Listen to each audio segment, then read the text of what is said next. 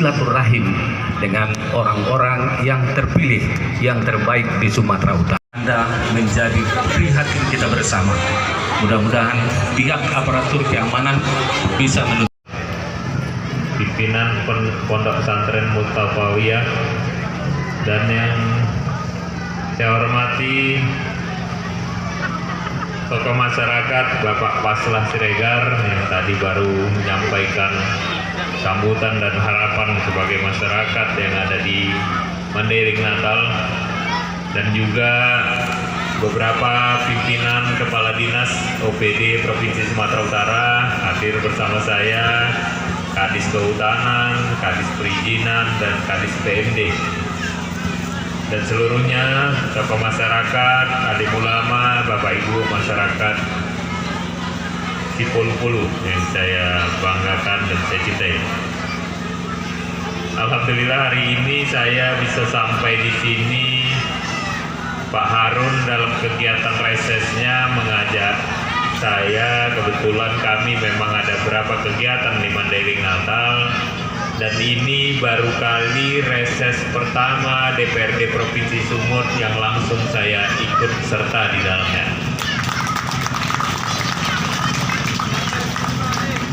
Assalamualaikum warahmatullahi wabarakatuh wa ala alihi wa ashabi ajmain amma ba'd. Kali ini lebih banyak tahu dengan Pak IJ.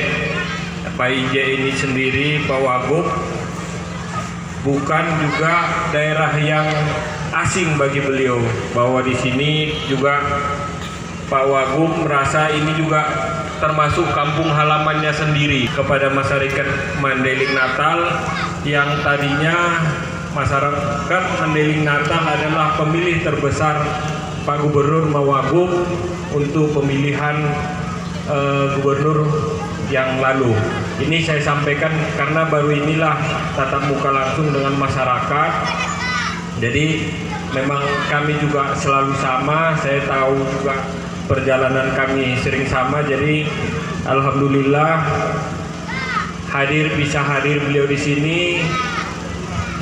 suatu yang sangat memang jarang terjadi, langsung Pak Wagub atau gubernur yang hadir di acara reses anggota DPR. Dan ini juga nanti suatu masukan sama Pak Wagub bahwa yang dihadapi anggota DPR itu di lapangan seperti inilah. Selanjutnya yang saya hormati saudara saya Erwin, Ketua DPR Mandailing Natal dari Gerindra, sama kami. Tadi lupa saya Pak Wagub ini sekarang juga saya ingatkan juga bahwa beliau sekarang Ketua Golkar Sumatera Utara. Abang anda saya yang saya sayangi Haji Mustafa Bakri Nasution, yang saya hormati OPD yang dibawa Pak Gubernur, ada Bang Aspan yang dulunya beliau adalah PLT Bupati Mandailing Natal, yang tahu persis seperti apa Mandailing Natal. yang saya hormati Pak Pohan. Puji syukur sama-sama kita panjatkan kehadirat Allah Subhanahu wa taala, Tuhan yang Maha Esa, yang hari ini diberikan waktu, kesehatan, kesempatan kita untuk menghadiri undangan saya terkait dengan reses kedua DPRD Provinsi Sumatera Utara tahun sidang kedua tahun 2020-2021 di daerah pemilihan Dapil 7 Tabaksel. Salawat dan salam kepada junjungan kita Nabi Muhammad Sallallahu Alaihi Wasallam yang sama-sama kita harapkan syafaatnya di kemudian hari kelak. Bapak Ibu yang saya hormati, ini memang jadwal kami reses ke sini dalam artian menampung aspirasi dari saudara-saudara saya di Mandailing Natal, khususnya daerah ini, untuk bisa nanti seperti apa yang disampaikan Pak Wagub tadi, untuk saya sampaikan kepada yang beberapa kali, tapi alhamdulillah dari hasil-hasil reses yang saya bawa ke provinsi, apa yang diharapkan masyarakat kepada kami untuk disampaikan ke provinsi, alhamdulillah sudah cukup banyak yang bisa saya bawa kemari. Ada pembangunan-pembangunan yang tak bisa saya sebut satu persatu. Mungkin juga pernah diajak ke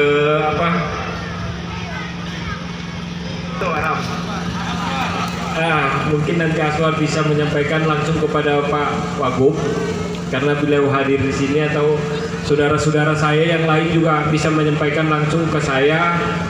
Mudah-mudahan karena ada Wagub mungkin lebih cepat terlaksana, bisa kita bangunkan untuk masyarakat Mandailing Natal khususnya. Mungkin itu dari saya, kita lanjutkan. Bapak Ketua DPR Provinsi, bahwa di masjid kita itu kan masjid Istiqomah, pengairannya sangat susah. Makanya kami mengharapkan bantuan dari Bapak untuk membantu kami dalam mengairi aliran air ke masjid Istiqomah itu, Pak. Mungkin itu saja yang bisa kami sampaikan. Kami ucapkan terima kasih. Assalamualaikum warahmatullahi wabarakatuh. Bantuan hibah melalui gubernur, bantuan RAP, walaupun dana sedikit tapi kami sharing dengan pengurus tingkat PAPPD 2020, mulai dari tingkat SD sampai tingkat SLTA dibuka karena Mandailing Natal sudah masuk zona merah walaupun pernah zona merah, zona kuning walaupun pernah zona merah. Kenapa? Karena data kami, santri kami ada 500 orang. Data yang kami cek itu terjadi kenakalan remaja, terjadi perkawinan muda akibat dari sekolah ini. Dan ini akan mengakibatkan fatal di dunia pendidikan dan di dunia masyarakat pada umumnya. Ini sudah menjadi resah. Kami mohon agar Pak Wakil Gubernur memberi peluang kepada kami, semua sekolah yang ada di Mandailing Natal bisa dibuka kembali. Yang kedua, kami dari Pondok Pesantren Mandiri, memang Mustafa lebih besar. Kami beberapa pondok pesantren yang lain ada beberapa santrinya, yang para umumnya santri kami itu menengah ke bawah dan hampir dikatakan bawah, sehingga kami juga membutuhkan asrama. Kalau Bapak Gubernur silakan datang ke lokasi kami kalau sempat, Wakil Gubernur, dicek apa yang dibutuhkan, karena santrinya itu sama. Santri itu warga kita, saudara Bapak, anak kita atau cucu Bapak yang ada di lokasi itu. Mereka bukan memperhatikan tapi sangat merilis kalau bisa dibantu ruang asrama. Mungkin bukan kami saja, mungkin pesantren yang lain. Itu informasinya. Kurang lebih mohon maaf. Wabillahi taufiq wal hidayah. Assalamualaikum warahmatullahi wabarakatuh. Bapak Wakil Gubernur Sumatera Utara,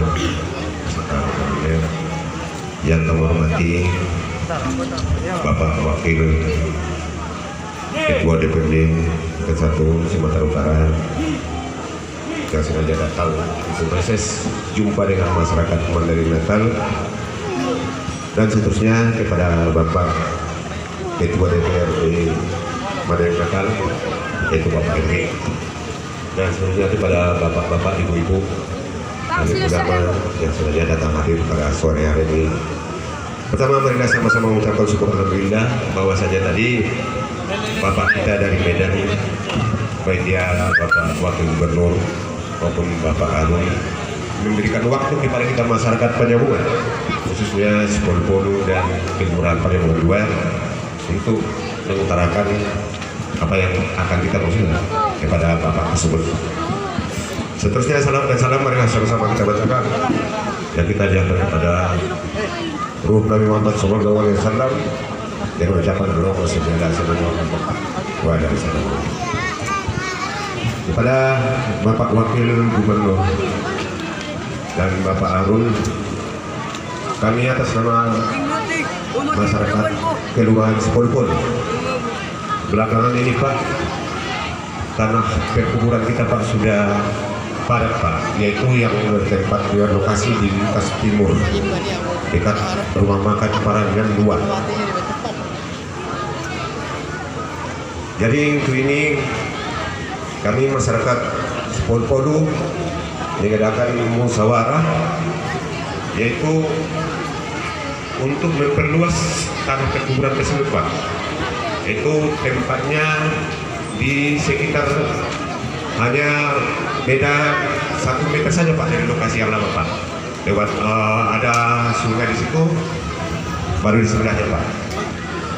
Jadi tempat perkuburannya itu Pak ada seluas 4.000 meter dengan harga totalnya Pak 210.000 per meter. Dari jumlahnya Pak berkisar 840 juta. Syukur alhamdulillah Pak, dalam jangka 2 bulan ini kami dari panitia sudah menghubungi Bapak Ibu yang ada di Sepolu, luar Sepolu, yaitu supaya minta bantuan, yaitu merupakan infak. Alhamdulillah sudah terkumpul sebanyak 500 juta Pak. Jadi yang kami harapkan ini yaitu sisanya Pak sekitar 340 juta lagi Pak.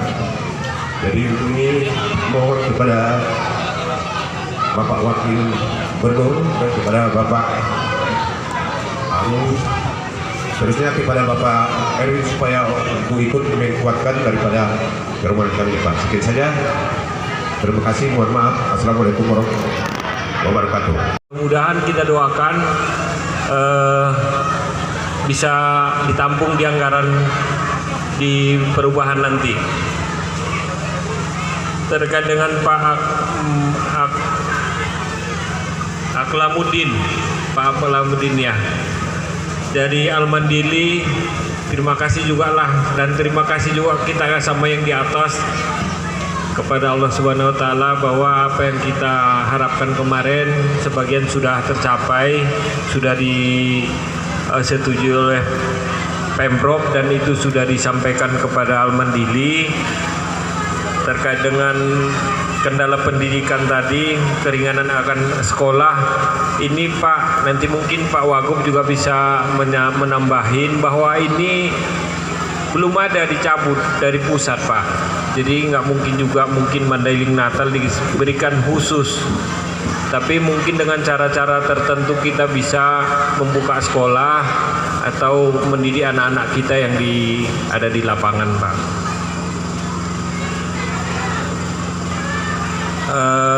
Tadi dari masyarakat Sepolu terkait dengan wakaf kubur, ini ada Pak Wagub, ada Ketua DPR Madinah, nanti kami diskusikan. Mungkin yang 3 pertanyaan ini ada yang mau Pak Wagub sampaikan?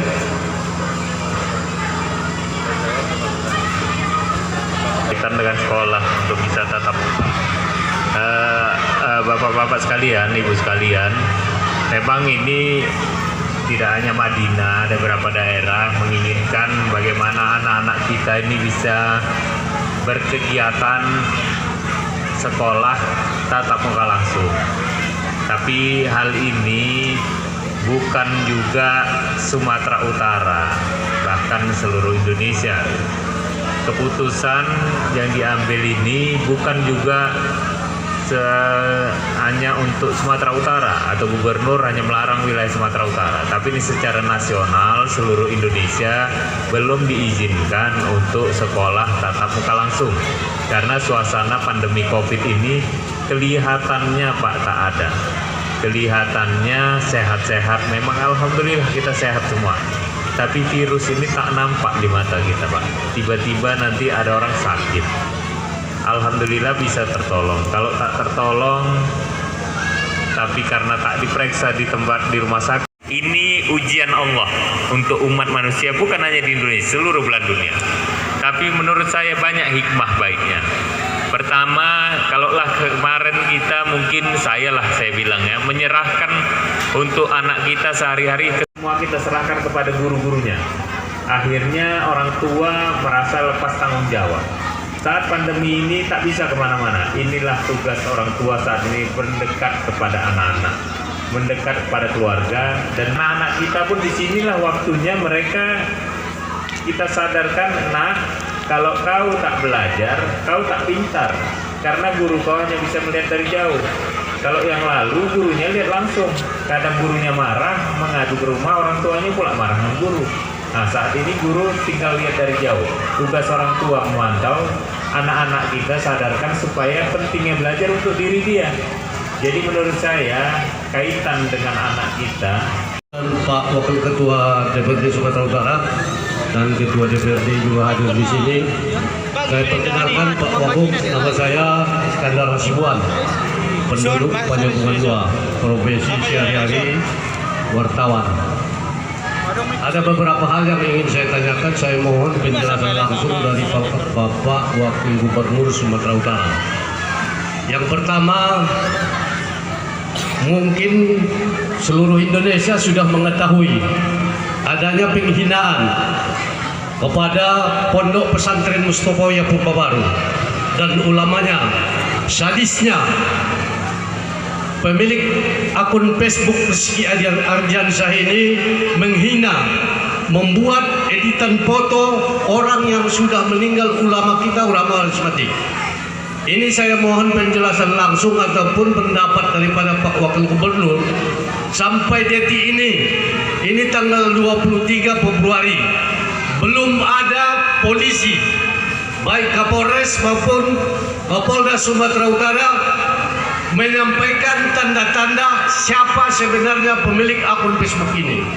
Mohon Pak Wakil Gubernur sebagai orang tua kami untuk memberikan penjelasan kepada masyarakat Mandailing Natal yang mayoritas Islam. Kami terhina. Memang saya bukan alumni Mustofawiyah Purba Baru, dan saya sudah jumpai langsung mudir pondok pesantren 2 hari yang lalu ke rumahnya. Saya keberatan dengan akun Facebook ini, makanya saya ingin penjelasan langsung dari Pak Wakil Gubernur. Yang kedua, kita sama-sama tahu bahwasanya baru saja terjadi tragedi 25 Januari di Sibanggor Julu. 5 orang meninggal dunia dengan sia-sia, 52 orang terpaksa dirawat di rumah sakit secara intensif beberapa hari. Yang kami sayangkan, saya selaku salah seorang putra Mandailing Natal, keluarnya surat daripada Kementerian ataupun Dirjen EBTKE bahwasanya akan beroperasi kembali PT SMGP walaupun minus daripada Welfare Tenggo, artinya tidak ikut Welfare Tenggo untuk operasi.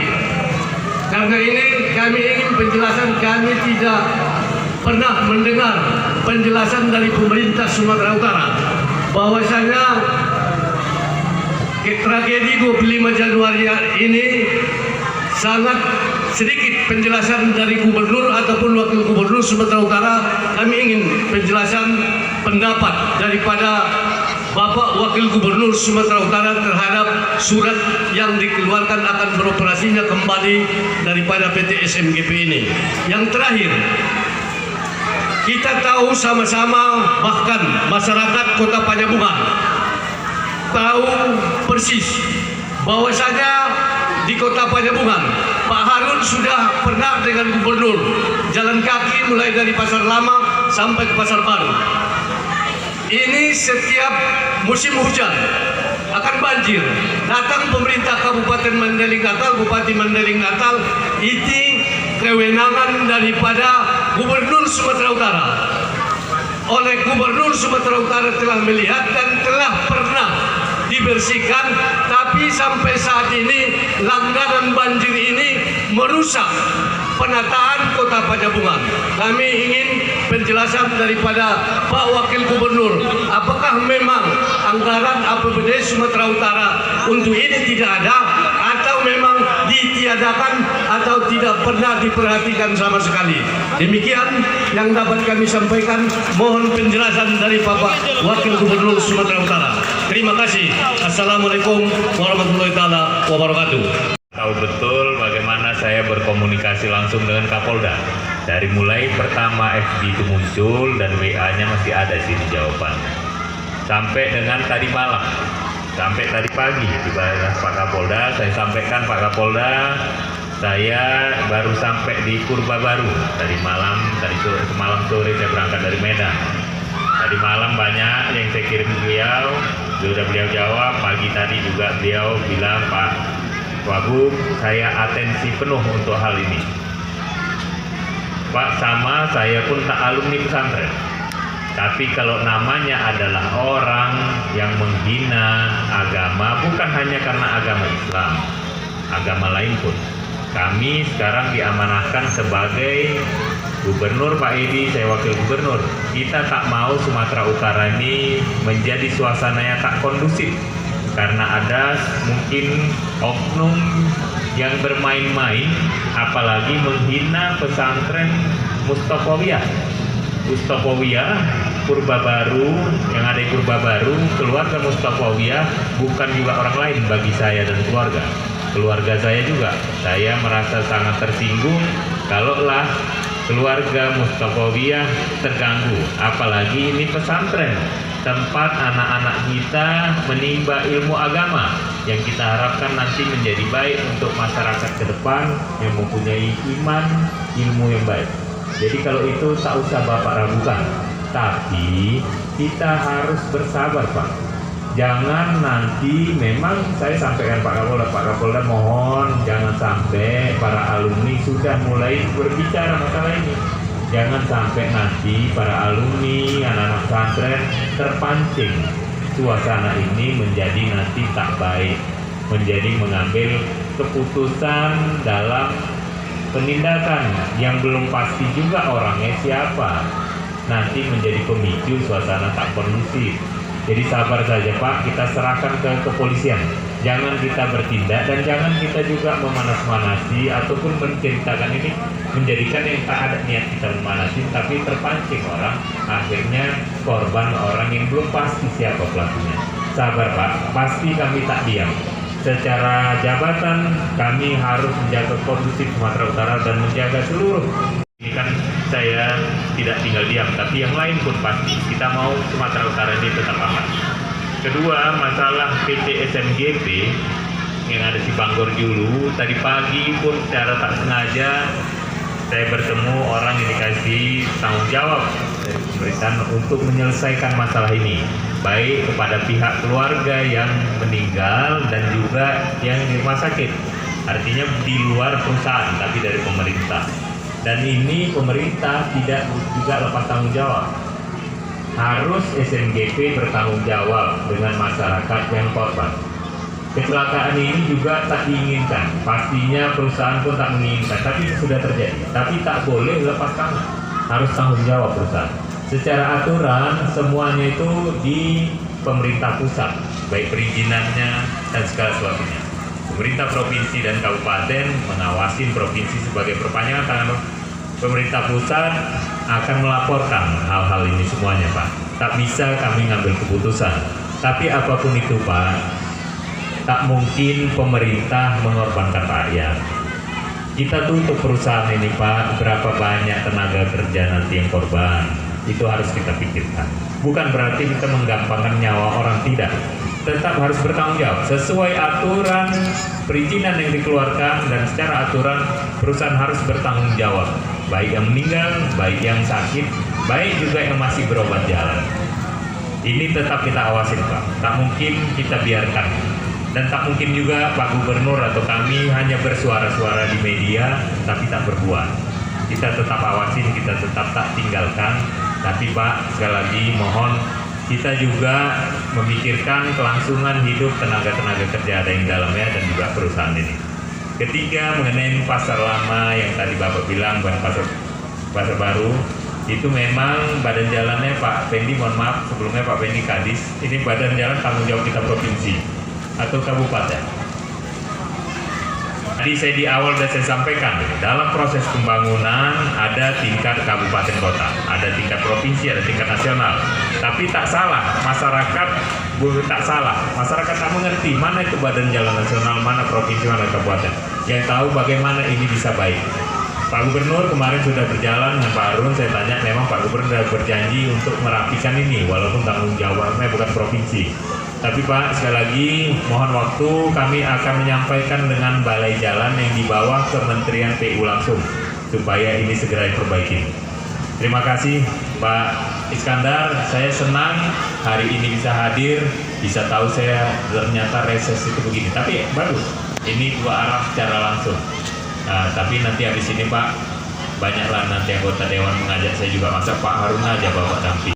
Karena saya dari pendidik, yang saya dengar tadi itu dari Bapak yaitu pimpinan pesantren.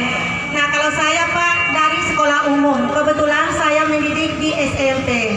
Nah jadi dengan adanya tadi jawaban-jawaban dari Bapak Wakil Gubernur yang selama ini memang itulah Pak pertanyaan-pertanyaan dari orang-orang tua siswa.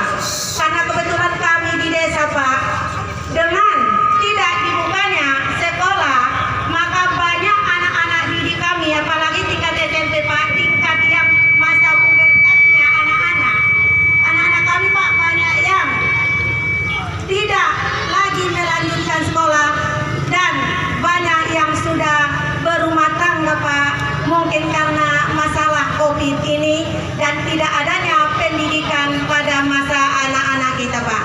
Dan selanjutnya, karena tadi saya katakan kami tinggal di lingkungan 2, Kelurahan Sikolu-Polu. Mungkin banyak di sini juga Pak orang lingkungan 2 termasuk ini Pak, depannya adalah lingkungan 2 Kelurahan Sikolu-Polu. Jalan-jalan kami di dalam itu Pak banyak yang rusak dan parit-paritnya tidak lagi berfungsi. Jadi saya mewakili lingkungan 2 Kelurahan Sikolu-Polu karena Pak Erwin juga ada di sini sebagai Ketua DPRD Kabupaten Mandailing Natal dan ada Wakil Ketua DPRD Provinsi Sumatera Utara. Jadi kami mohon Pak, perhatikanlah daerah kami, perhatikan jalan-jalan kami. Semoga nanti dengan adanya jalan-jalan ini ada perbaikan-perbaikan jalan, maka kehidupan masyarakatnya bisa lebih baik dan bisa lebih menyenangkan. Demikian, billahi taufiq wal hidayah. Assalamualaikum warahmatullahi wabarakatuh.